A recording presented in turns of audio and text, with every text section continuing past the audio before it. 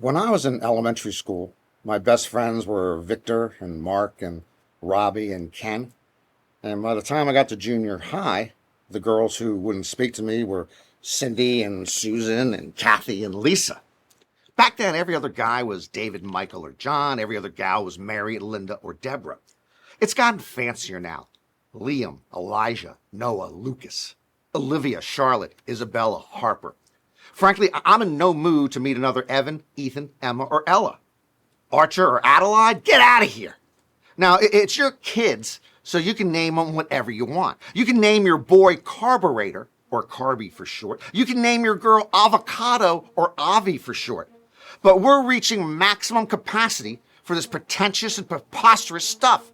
So you can take Aiden and Gabriel and Scarlett and Wyatt and Marquise and DeAndre and Morgan and Fiona and Logan and Xavier and Claire and Delilah and Carter and Jelani and Autumn and Yanisha and Callista and Barker and Gunnar and Emerson and Deacon and Apollo and stick them all where the sun don't shine. Heck, Jared alone makes me gambling mad!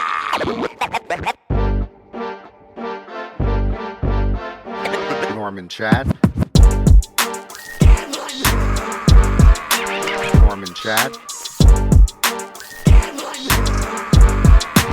Norman Chad. Norman Chad. Norman Chad.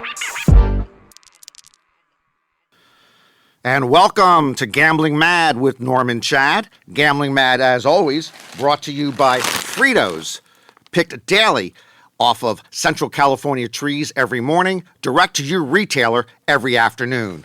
And by Fresca. It's recuperating.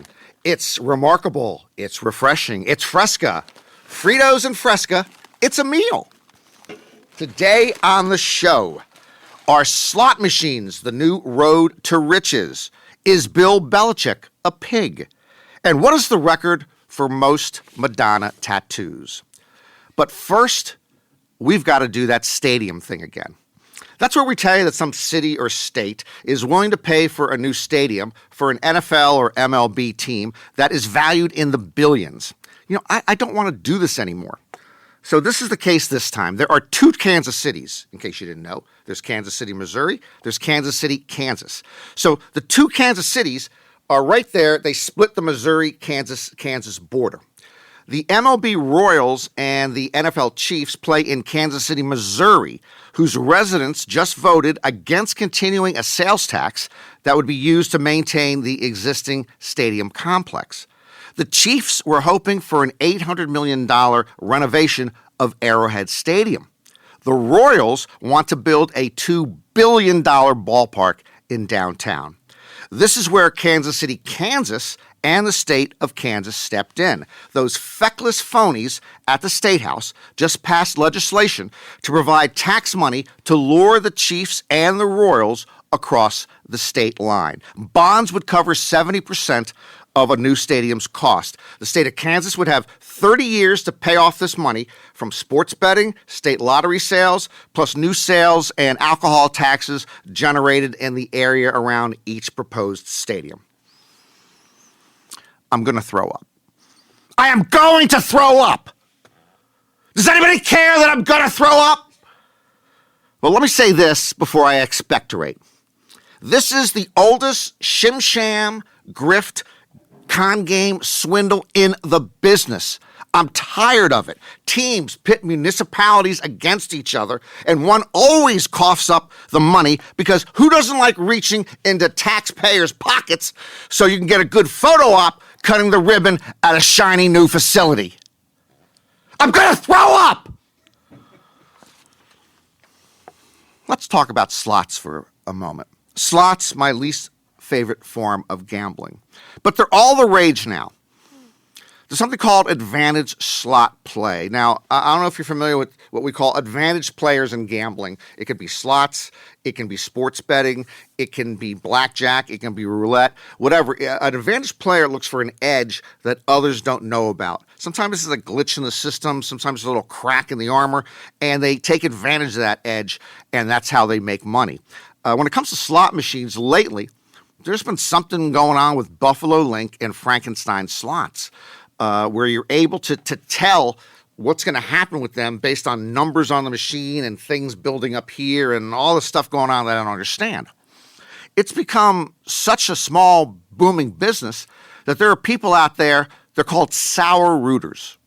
Sour rooters. If you're a sour rooter, you're probably not a good person. What's a sour rooter?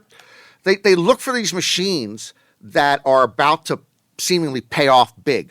Now, if somebody is playing at the machine and they can see it's about to play off big, and that's just some type of innocuous person doesn't even realize that, the sour rooter will try to root out that person from that machine. They'll do this by intimidating them. They'll start just like stand behind them and talk garbage to them. They might blow smoke in their face. Whatever they can do to drive out the innocent person so they can swoop on in and get the big payoff. There are friends of mine. These are all professionals, by the way, successful people, lawyers, actors, elected officials. They now wander the casino floor looking for favorable machines. Well, I'm not too happy with their behavior here. I mean, ask yourself this. If someone told you that people dropped a lot of change on the sidewalk and that you can make a living wage looking for it all day, would you? I mean, that's what slot advantage play feels like to me. Just wandering the streets looking for nickels and dimes on sidewalks. My advice to my advantage slot friends, this is a disadvantage in the game of life. There's no there. I hate to preach. Actually, I love to preach. I hate to preach, but it goes to the heart of the moral or spiritual dilemma with gambling in general. At the end of the day, you're either ahead or behind. What have you accomplished? How have you made the world a better place? And most importantly, how are you going to handle your taxes? You need a good accountant if you're a gambler. Stop advantage, stop playing. Time for D-Gen's going to D-Gen. D-Gen's going to D-Gen, case number 1.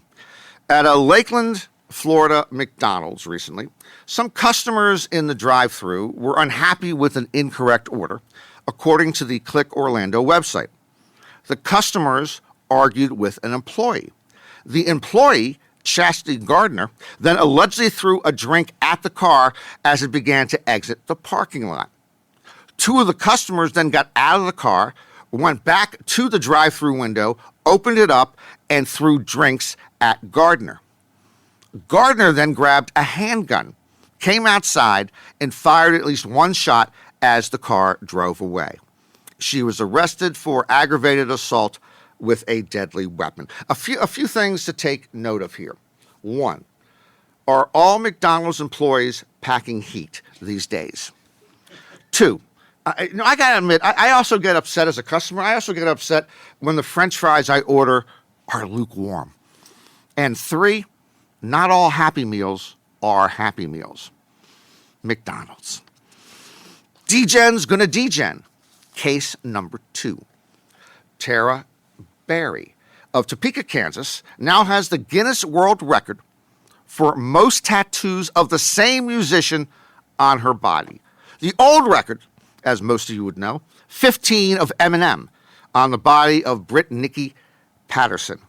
The new record, UPI reports, is 18 of Madonna on Berry's body. That's 18 Madonna tattoos justifying her love for the 65-year-old pop icon. She got her first tattoo of Madonna in 2016. Berry works for a mobile phone company. Sometimes she had trouble putting together money for the tattoos. She estimates she has spent nearly $10,000 on the tattoos, and she actually got most of them over a 6-month period. From my standpoint, the only upside to this story is this.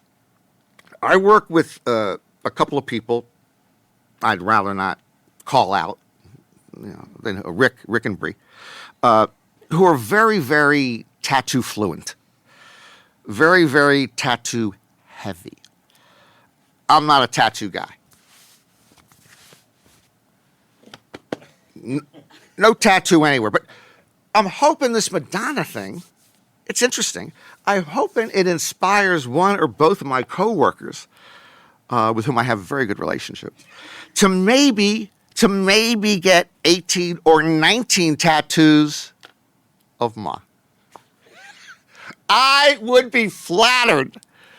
You can go online. There's a lot of images of me. If you just Google Norman Chad and go to images or videos, and then, different smiles, different hair, and you get ba ba ba ba ba ba ba ba ba ba. And I wouldn't mind thigh, ankle, whatever. Hey, whatever you all want to do, you can do.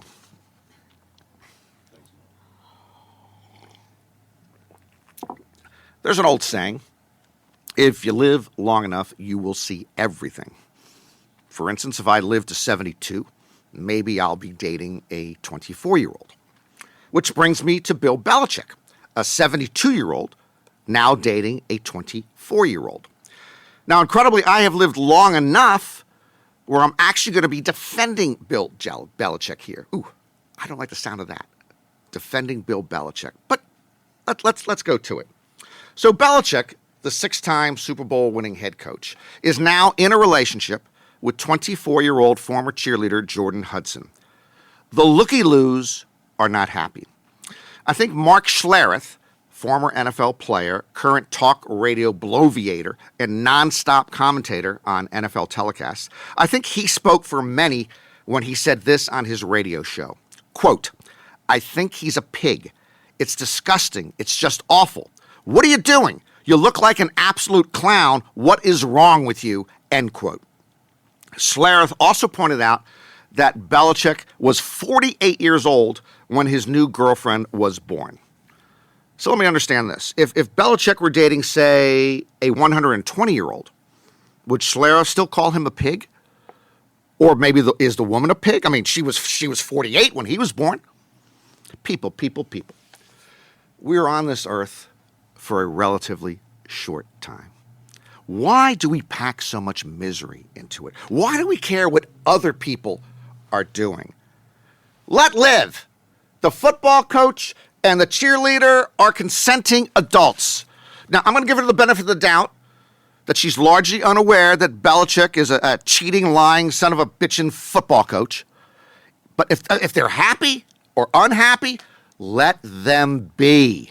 What suddenly we need Mark Schlereth to put his personal stamp on our relationships?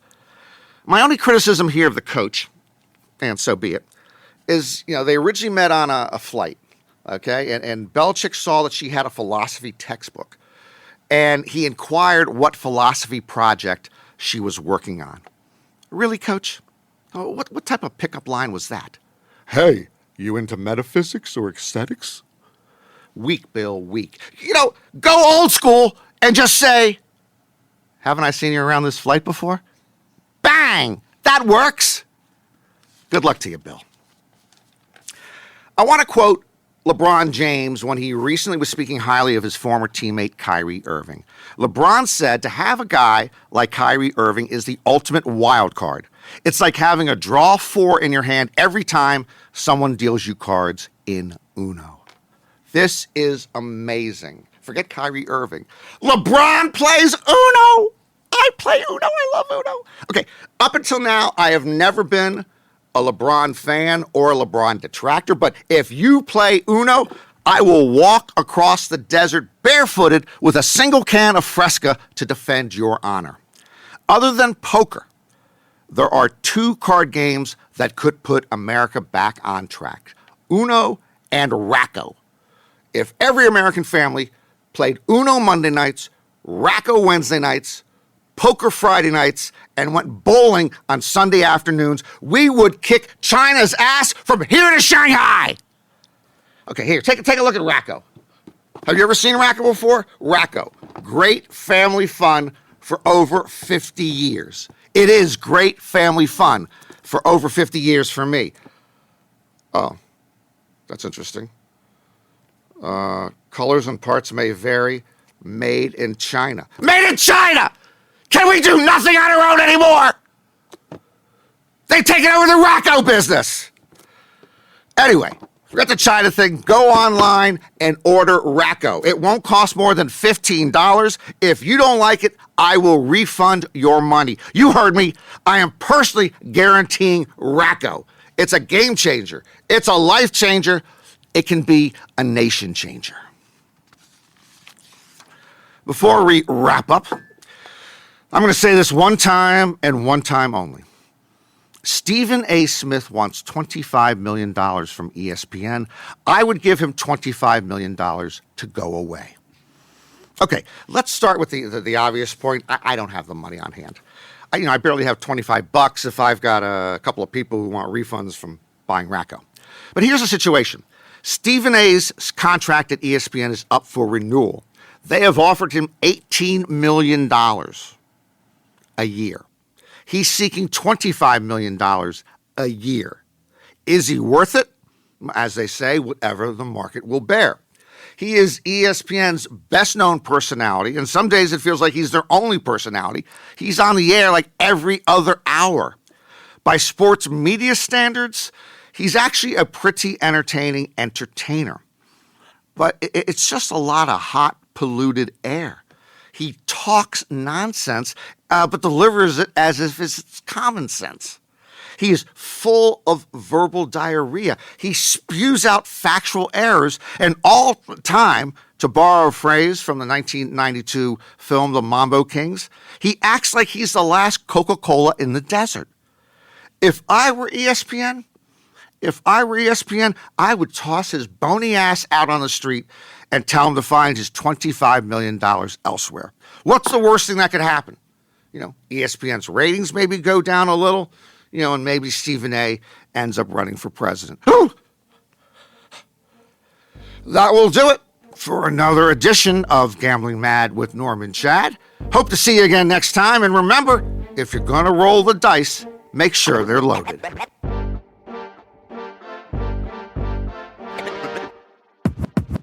Gambling Mad with Norm Chad is written by Norm Chad and ghostwritten by Norm Chad. Executive producer John Scheinberg, Rick Barrio-Dill, and produced by Norm Chad and Rick Barrio-Dill. Associate producer is Bree Coury. Audio, video, engineering, and studio facilities provided by 360 Pod Studios Beverly Hills and Slap Studios LA. If you want to complain to Norm about anything, make sure to reach out at Gambling Mad Show, anywhere you get your socials, and at Gambling Mad with Norm Chad on YouTube. And if you really want to get at him, send a message to info@slapstudiosla.com. And big thanks to Tony, the special sauce, who truly is the boss. Thank you for the cookies and the treats.